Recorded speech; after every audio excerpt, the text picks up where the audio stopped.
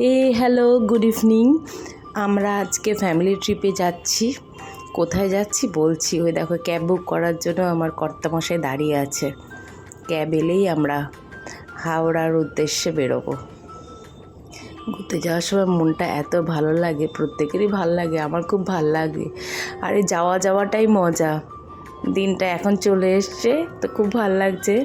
তা আমাদের হাওড়া থেকে ট্রেন, আমাদের ট্রেনের সময় হচ্ছে 7:55।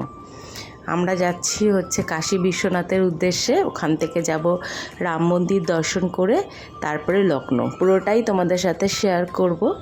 এই আমরা এসে পৌঁছেছি, আমার কর্তামশাই লাগেজ নামাচ্ছে। আমরা হাওড়ায় পৌঁছে গেছি। হাওড়া স্টেশনটা এত সুন্দর লাইটিং করেছে, খুব ভালো লাগছে। অনেক বছর পর হাওড়া স্টেশনে এলাম।